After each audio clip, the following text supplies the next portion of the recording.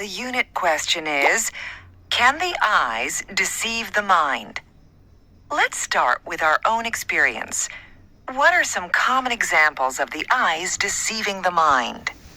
The first things that come to my mind are those pictures with a hidden image in them. When you first look at them, your eyes tell you that it's just a repetitive pattern, but there are actually differences in the pattern that show up as a hidden image when you look at it for a while. Those things drive me crazy. I can never see the picture. But to answer the question, I'd say that 3D pictures are a very common example of the eyes deceiving the mind. What looks like 3D is really just the same image being shown from different angles. Good point. What are some other examples of the eyes deceiving the mind? Felix? Well, to take off from what Marcus said, we use visual deception all the time. For example, we put mirrors in rooms to make them look bigger, or we wear vertical stripes to make ourselves look thinner. Even animal camouflage is an example of the eyes deceiving the mind. The animal is there, but you don't see it because its patterns and colors match the background. That's true. Are there other examples of the eyes deceiving the mind? Does it happen in ways we don't plan? What do you think, Una? When people are in the desert, they sometimes see pools of water. I forgot what that's called. A mirage. Yes, people often see mirages in the heat, on highways too. And on the ocean. That's right. People think they see land when there is no land there at all. So we have lots of examples of the eyes deceiving the mind, and we'll see more as we continue with this unit.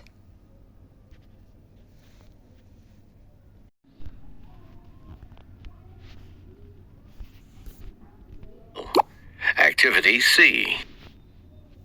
Sherlock Holmes is the famous detective created by Sir Arthur Conan Doyle. He is the main character in over 56 stories and 4 novels. Holmes uses disguises when he wants to fool others into thinking he is not Sherlock Holmes, the detective, so he can more successfully investigate crimes. In The Adventure of Charles Augustus Milverton, Holmes poses as a repairman and becomes engaged to a servant in the house of Milverton, an evil blackmailer. His goal is to gain access to the house so he can steal letters that belong to an innocent woman. In another story, he dresses in the black clothes of a village priest. He knows that in order to gain valuable information from the village people, he must fool them into thinking they can trust him completely. The detective disguises himself as an old bookseller in The Empty House because his enemies assume he is dead, and he wants to continue this illusion for his own protection. Some critics say Sherlock Holmes is as much an actor as a detective.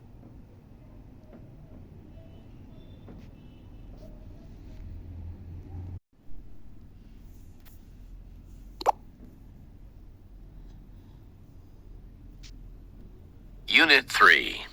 Listening 1. Activities A and C. In the ruthless world of survival, the battle for life and death takes on infinite forms. The endless struggle to eat and avoid being eaten has created weapon and defense systems that are continuously changing. The balance of power in nature is continually shifting. Sometimes it favors the hunter, and sometimes the hunted. Those that are best at the game escape from the very jaws of death.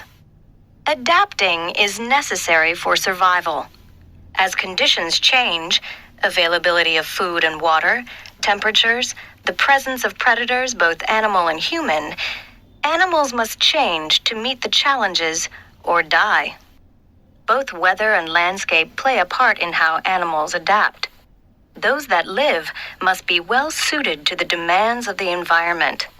For example, the brown feathers of the ptarmigan, a bird about the size of a pigeon that lives in Europe and North America, make it almost invisible to predators. But the feathers serve another purpose as well. They protect the bird from the extreme cold by keeping its body heat next to its body, as well as keeping the cold air out. The ptarmigan also grows long white feathers on its feet for the winter, which act like built-in snowshoes. Undoubtedly, the feathers also provide effective camouflage, a disguise that helps the ptarmigan hide from predators by matching the color of its environment. When the snow disappears, so too do the white winter feathers of the ptarmigan. Its summer outfit, speckled gray and brown feathers, is well designed to suit the environment that is now free of snow. The young ptarmigans are in special need of good camouflage, since they cannot fly as well as the adults. They must protect themselves from predators by crouching and hiding among the rocks, moss, and wildflowers. Camouflage is virtually all the protection they have in the rocky landscape of the Pacific Northwest. An even more elaborate survival system is found among the leaves of the oak tree, home to a variety of birds and a small, unimpressive-looking moth.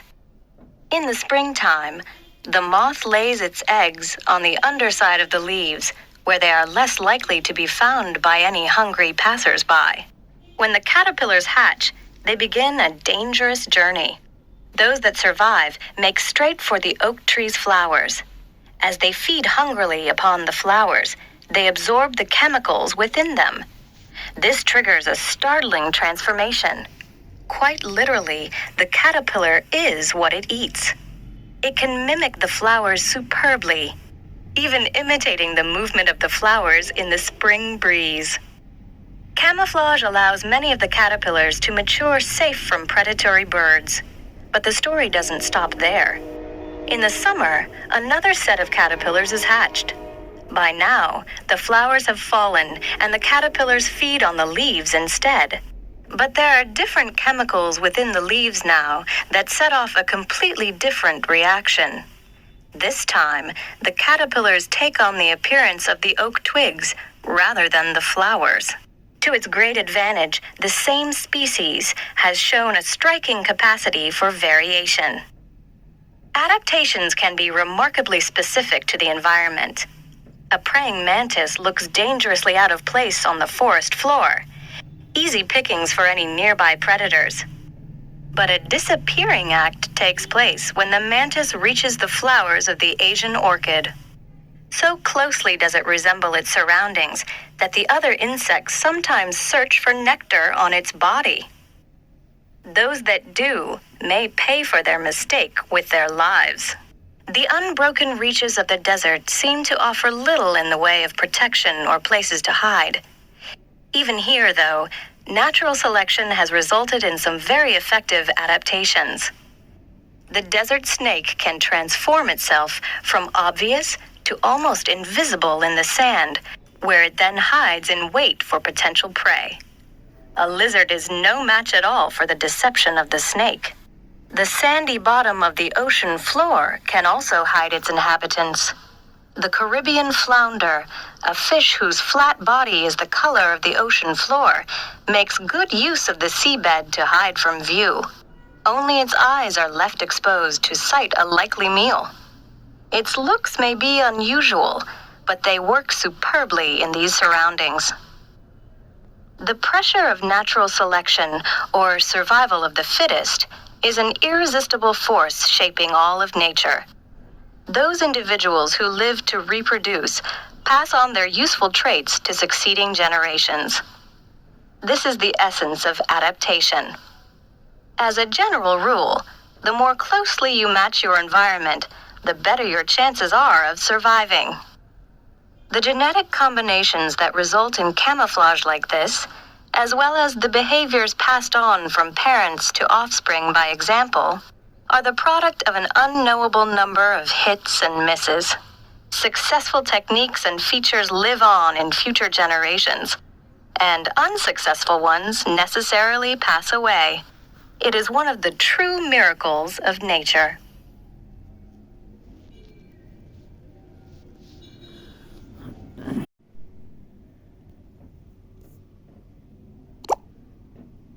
Unit 3.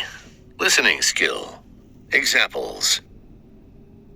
The chameleon, a type of lizard, changes its skin color to match its background.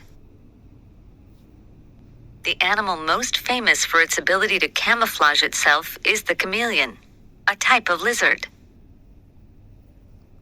chameleons are oviparous, or egg-laying animals.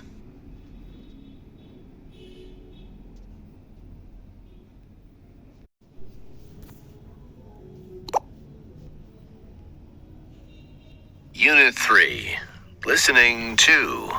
Activities A and B. Last week I posted the following quotation by Sun Tzu, an ancient Chinese general. All warfare is based on deception. Hence, when able to attack, we must seem unable. When using our forces, we must seem inactive. When we are near, we must make the enemy believe we are far away. When far away, we must make him believe we are near. I was pleased with the responses on our class website, and I have chosen 3 of the examples you found in your research to talk about more in depth today. So let's get started. As you all know, deception is the art of making others hear, see, or believe something which is intended to mislead them and give us an advantage. Let me explain.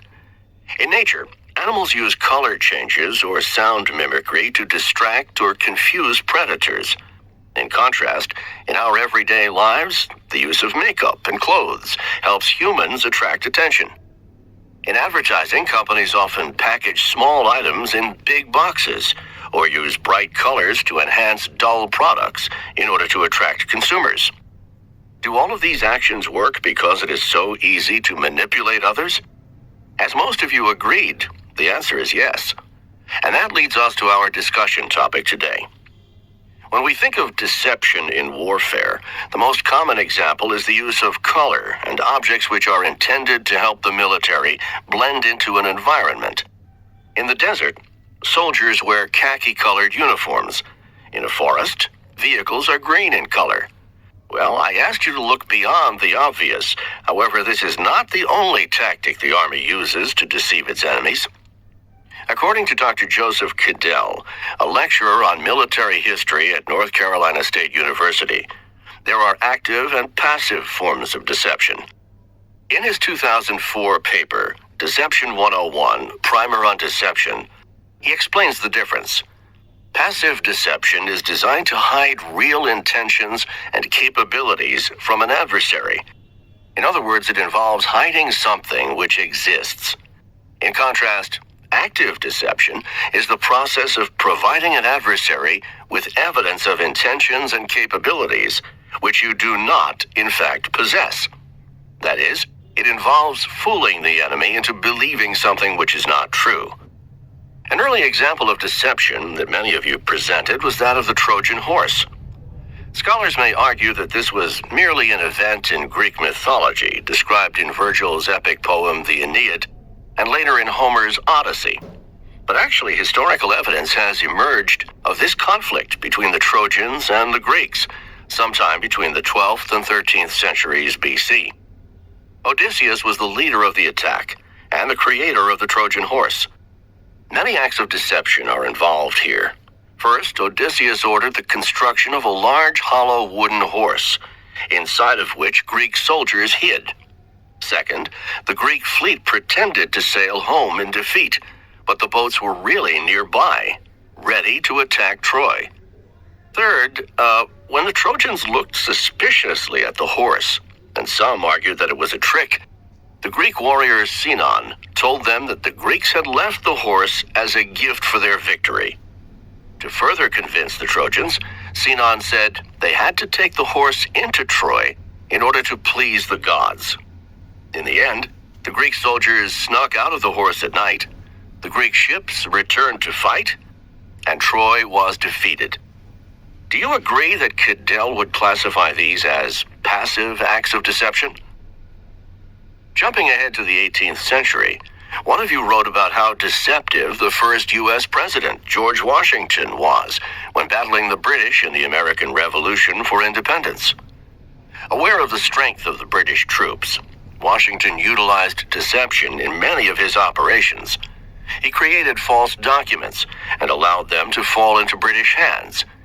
In order to keep the British from having accurate knowledge of his troop size, Washington purchased more supplies than necessary, constructed fake military facilities, and ordered the setting of extra campfires, all to create the illusion of a greater and stronger army. In order to misdirect attention from the movement of his troops south from Rhode Island, Washington planted information that he was going to attack New York City. While the British were distracted and concentrated their efforts on defending New York, Washington's troops crossed the Delaware and continued on to Yorktown, where the battle signaling a turn in the war was fought. Which category of deception would Washington's actions fall under? Active, right? That is, Washington's objective was to fool the enemy into believing things that were not true. The last example we have time for today got the second highest number of comments from students. It involves the 20th century operations leading up to D-Day in World War II, specifically Operation Quicksilver and Operation Fortitude South. In the first, a small army unit was falsely portrayed as a large group under the command of the respected General George Patton. In the latter, the Allies convinced the Germans that this large unit was going to invade France at Pas de Calais. Deceptive messages and false radio signals were sent to German intelligence agents. The Germans were caught off guard when the real attack took place on the beaches of Normandy, and the Allied invasion was successful. These are a few of the important instances that show the practice of deception in warfare over a span of many centuries. They show examples of Sun Tzu's recommendation for troops to look unable when they are able, to appear inactive when they are not, or to seem far when they are near. My question for you to ponder after class is this. With the modern technology we have today in the 21st century, do you think battles are still fought using such deceptive devices?